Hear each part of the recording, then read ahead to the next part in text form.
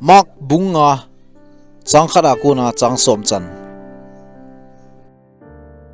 ama ho tui khang len gal langa giresa gam sunga ahung ta ve Jesu ko nga kona apo do do in tlan a hung kon lhagaoboh vo mi khanin akimu to pi pai zingi lhagaoboh vo pa hi tlan la azinga pansa hin hlana bo ma koi man thi khawa zong hian zo lo hi tai bul akitu a thi khawa ki kan wangin thi khaw zo si atum tan zin bul ho phuke azin koi man abongoi zo lo hi sun le zanin hlan la awa le len mul chung dunga a aw len songin aki a chen chen zengin a hi gam lata a konin Jesu a hin mun a hung hlai zin a anga abo a khup tai chuin aging ta in asamin pathen chungnung pen chapa Jesu I loading nei tiu ham pathen mina ka nge na hi neisu gen the hi be in ati nisu gen thei hi beun. Praise the Lord. Jesu le loi ho kunga kun ahung kum thla leo hlan mola anum ji pa cho hung thlai phein Jesu ipi loading nei ti ham pathian chunglung pen chapa Jesu ipi loading nei ti ham hi che thuk si ma chun praise the Lord lagau thingin avel nei sei pe zinge anung langa chen hoilang em kanung lam anung lang bungli na chu hin simin 80 hin simte mo lalboy bunga na chunglang chu ga ve te mo chi chu bungli changsom thumlenga na kun chun ga simyeng te mo ng simte mo khatve ichini hin nitla hi pha nin Jesu na sei zui te za dilgal lang khana gal kai zu hi te ati ZOUTUICHIM mi pi ada hlavin Jesu na ko nga alu nuvin akitol pi ta ve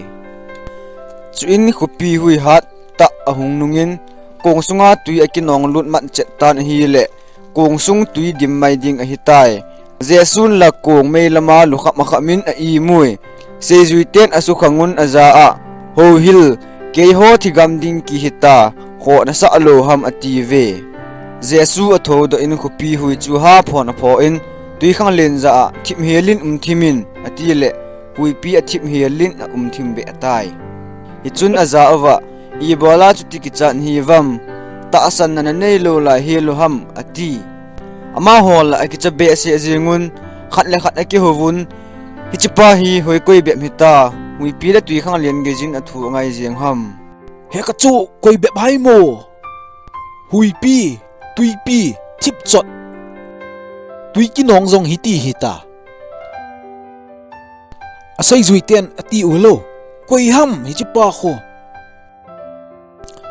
tui pi hui pi hon jong athu angai jingu chu koi be seu hai mo amasanga aga che be wa ko nga ga akum leo tan mola ko na chu hita mi khat hung fa do chu hita he Jesu hin mo hai la ki chafal jingin he ka te pakai Jesu ipi loading nei ti hitam ati jingin hi chichu hi Jesu ama ki seilo hitabo vo pan a seido jing tai Praise the Lord. lhagaoboh vo pan a seido jingena phatsi aki vo pi jing paun mi thi jong akai tho amu ahin la het di lo chu hitabo vo pan ipi sayam pathian chunung pen chapa Jesu ipi nei lo go du ham abana chuin simo pathian mina ka nge na hi neisu gen the hi be in ati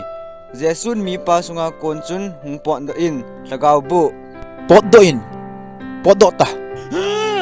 nei sol do hiu ati zingi osang ta chun pathian ha chunung chapa ipi nei lo go dam hlan mola ana zin chen sa henu zong le ahin he tanji tho ve ei ho zong chen sa ki hen ziuvin hlan mola hin akyum zin hin la ki het pha zi lo wo hi aban chula in Jesu'n namin ipiham ati le aman tamta ka hi ZOUTUICHIM kamin zanel a hi atin tuchigam sunga ko na asol do lo na dingin ha tavin atave ako ma hlang panga chun vo cha tampi hon khat atlan lhagaoboh chun hi chi vo chate sunga hu ka lut thein divin nei sol ta vin tin Jesu henga atavui Jesu'n asol tai chuin lhagaoboh ho pot daun vo chate sunga alu nu le vo cha sang ni zen hon khat chu kol a hlai hlavin tuile na a hlu nun athigam ta ve vo cha ho lung dong ta zam gam ta wa peng loi loi wa thi jeng wa hello vo cha sang ni peng loi loi ya thi yeng wa lhagaoboh sang ni vo cha sunga lu da peng loi loi ya thi yeng chu hi chi ho zo se chu min na sapan lhagaoboh sang ni apo le hi anna sat ding dan chu ngai to tem ven mi him ta san lhagaoboh izat adol ham pathianin mi him hi topang be ba na sa hi asim ham ngai to tem vin I tibep thahat hiu ham amel pui nei se mu ve haina hu ai hla khu mu ve ta sa hi na sata sem hi I sei zi u ve mi him ta sa hi pathian ho in hi tiu pathian ho in itiu ve pathian la kyum sa talo lhagaoboh sang ni ki sa jeng mangai to kha u so pite ho pengza jeng hichipi chu thi khawa hian abul itu a chu abot tan lo le ipi bol di lhagaoboh sang ni wal po chu ano do pi ba jong hita to jeng lhagaoboh hong do ta vo cha jong thigam ta bona sil pe u apogi jang sot yeng ve to hichi zat zat la do chu azen dampa gel kho lovu abol dampa jong gel kho lovu vo chala thita mul chunga na sata peng lele jipa chu Jesu'n su dam hita chu thilki bol zo se chu ama hon I macha gi alovu kei ho ka lo su ve pot do tan ati jingu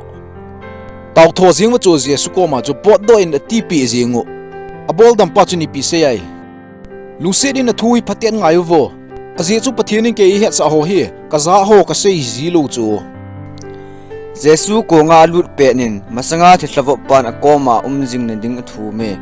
Jesu'n azadan na ina chen lang pakajin na khutoa thil na sata na bol pe chu nin ko tega sei pe tan ati pe e thil na sata abol chu ga sei pe na ti ama sa penin inin chin wang ti he inin chi in English Bible a chu go home hat pan nei pu in ko ma ka hung no me ati hin la ngai poi ina chi in ati pe e pathianin in sung asim phaji diam setanin wang asu se ji in sung ho thil su se chu setan na to hi tam ta ve yong na za diu ka ta sani pathianin thil asim phajin setanin wang thil asu se ji e Jesu'n hi chipa ko machun ke ko ma hong hin che in ina che in setan chun in sung ki phu de na ho chu a hlo linging hi hi chi ji a chu ama jong chu hlan mo la hong jing ai tai hi chi ga ngai ton ina chu chi te ding hin in la tuna bo chu pathian thu sei di hi pathian thu wang chu sei te te ding hi in aga hluna chun azinu ji topang na ki chata dem keima lung gyal ka sei hi o azinu hin ka amu mo chun ei voki dem aki cheying ding hi a he iti hai ka ji pa aki khial jing tai aki khial mong jing are azinu azi pa chula azinu chu ve entin gyal do te in te kana su gen thei hle jing e kana su boi khop se de kana vo ji in thil hilo lovin kana ngo ji in ma chu ka ging mo in thil hilo lovin ka sei ji in chapang ho jong kana vo ji in kanu ka pa jong ka su boi khop se dan ana hi a income zo siang chula su boi te di hin hita hin ve jeng win te ki dang sa win tin azinu ko ma jong ngai dam ki thumin te ngai dam tan te kap te te in te ka ji pai ti lo chu I ti ma hi dem o sei pi in te Jesu'n ke ei su dam tai Jesu'n ei zalen sa tai a income ho jong chun hita hi ka te lhagaoboh avop ji abo chu hita hi umahin te atin kap te win te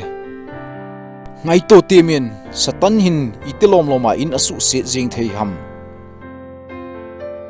Jesu'n hita hin na sei pi poi hung tang azole hlem thakit winate ke ko ma hung tang